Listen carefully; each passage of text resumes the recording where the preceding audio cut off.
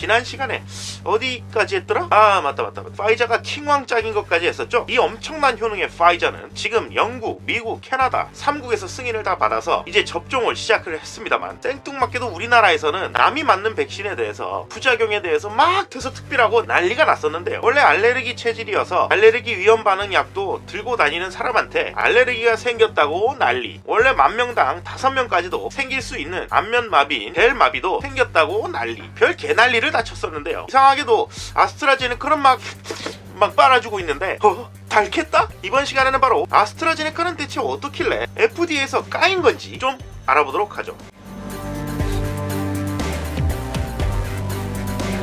자, 이번 시간에는 아스트라제네카인데요. 파이자 백신에 대해서는 요 두 편에 걸쳐서 대충 어떤 약인지 어떤 식의 효과가 있는지 지난 시간에도 말했었고 해서 더 언급은 안 하겠습니다. 이 아스트라제네카의 경우에는 많은 백신 제조 신기술 중에서도 바이러스 벡터, 아니 그 기아와 벡터 같은 거 말고 이 벡터라는 말은 유전공학에서 유전자를 운반하는 물체, 그거를 유식하게 벡터라고 부르는데, 이 아스트라제네카는 바로 이 벡터를 활용해서 코로나 바이러스에 대한 면역을 획득하는 백신을 만든 건데요. 코로나 바이러스 단백질의 유전 정보 일부분을 뽑아내서 면역을 획득할 수 있도록 세팅을 해놓고 이거를 다른 바이러스, 안정적이고 인체에 무해한 바이러스에다가 쏙 집어넣어서 얘가 몸에 들어오고 코로나 바이러스의 일부분을 전달을 하면 전달된 바이러스 정보가 몸에 퍼지게 되고, 그걸로 우리 몸의 면역세포가 기억을 하고 면역을 획득하도록 하게 두는 거죠. 대충 보면 이 파이자 백신은 유전자를 캡슐 같은 걸로 싸서 우리 몸에 집어넣어줬다면, 이 아스트라제네카는 캡슐이 아니라 바이러스를 써먹어서 보냈다는 그런 차이가 있는 겁니다. 이 차이, 바이러스 껍데기를 쓰냐 아니냐, 이 차이가 바로 영하 70도의 냉동고가 필요하냐 아니냐를 결정하는 차이인 것이죠. 덕분에 아스트라제네카 백신의 경우에는 유전자를 NTR 당한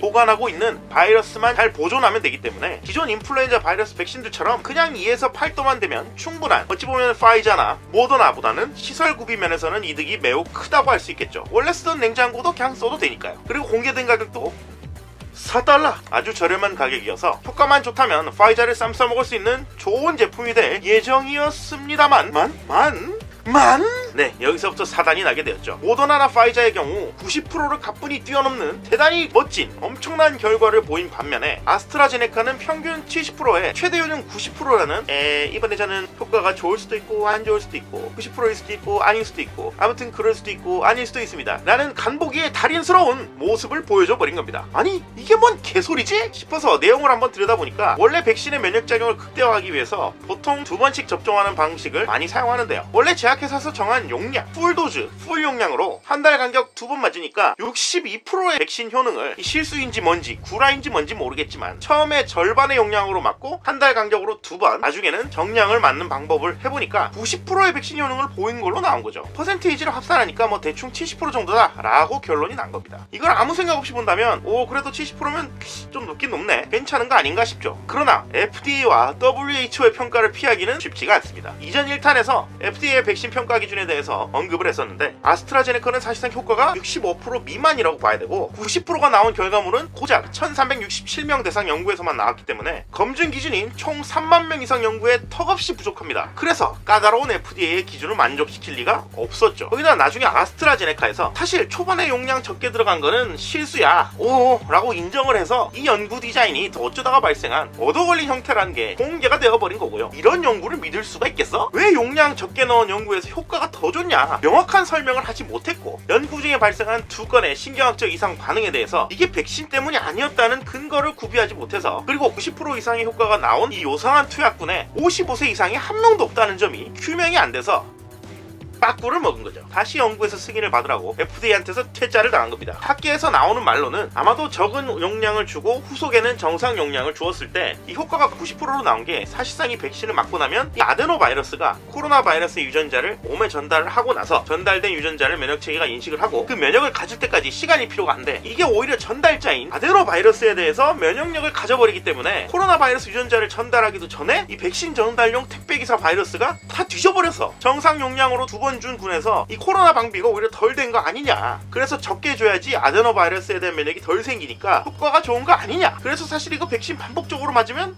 효과가 꽝이 되는 거 아니야? 이런 말이 돌았다고 합니다. 물론 반대로 처음에 적은 용량을 줬기 때문에 우리 몸의 면역체계가 충분히 잘 반응할 수 있게 돼 있어서 바이러스 유전자를 더 쉽게 캐치할 수가 있어서 효과가 더 좋은 게 아니겠냐라는 긍정적인 말도 나오긴 했죠. 아무튼 왜 이런지를 모른다는 거는, 확실하게 안 밝혀졌다는 거는 정설입니다. 일단 아스트라제네카 측은 아니야, 우리 백신이 망할 리가 없어 이러면서 새로 임상시험에 도전해서 3만 명의 연구 대상자를 모집해서 새로 미국에 다시 임상시험을 진행해서 1월 말에 다시 재승인을 받겠다고 하는데, 무엇이 될지는 사실 그때 가봐야 하는 거죠. 그런데 가만 생각해보면 왜 우리는 미국용으로 만들어진 이 FDA 승인을 보고만 있는 건지, 사실 아시아랑 서양하고 다르잖아. 아니 야동 취향도 다른 여튼 아시아 계열에서 연구를 보고 해야 되는 거 아닌가? 라는 생각도 듭니다만, 사실 FDA를 우리가 개쩔게 보는 건 역사적으로도 근거가 있습니다. 이전 1960년대 탈리도마이드라는 의학책 좀 들춰본 사람들은 다 아는 유명한 약이 있죠. 이 약은 임산부의 입덧을 싹 개비스콘처럼 잠재워주는 약인데 너무너무 효과가 좋아서 전 세계적으로 엄청나게 팔려나간 약이었습니다. 이게 독일인가 유럽인가 아무튼 유럽에서 승인을 받았고 이미 유럽에서 사용 중인데도 불구하고 이 FDA에 문을 두드려서 이제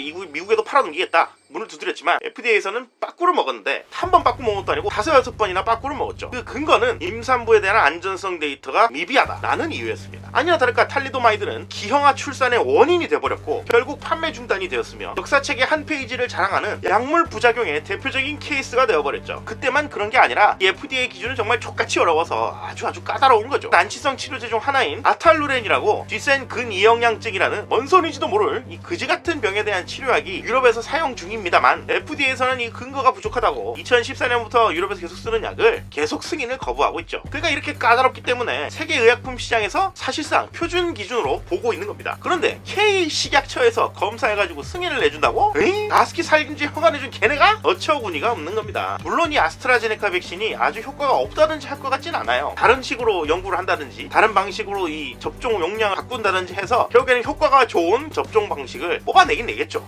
그리고 70%의 효과도 일단 근래의 독감 백신의 그 효과보다야 높기는 합니다. 그렇지만 현재 경쟁사들의 제품인 파이자, 모더나의 그 백신들은 FDA를 다 통과를 했잖아. 그러니까 이치에 맞는 거는 지금 안전성이 담보가 된 FDA에서 통과된 녀석들을 사용하는 거죠. 아니 뭘 어떻게 K식약처에서 심사하겠는지는 잘 모르겠는데 FDA 통과한 거는 부작용을 지켜봐야 합니다. 좀 더 안전한 백신 접종을 위해 더 지켜봐야 합니다. 이지랄 하면서 통과 못한 거는 K식약처에서 독단으로 통과시키겠다 이러고 있고, 이런 촌나게 이해가 안 되는 촌도 어이없는 일이 벌어지고 있습니다만, 난장판이 된 K백신에 대해서는 다음 시간 이 3편에서 다뤄보도록 하죠. 이번 시간은 여기까지입니다. 그럼 안녕!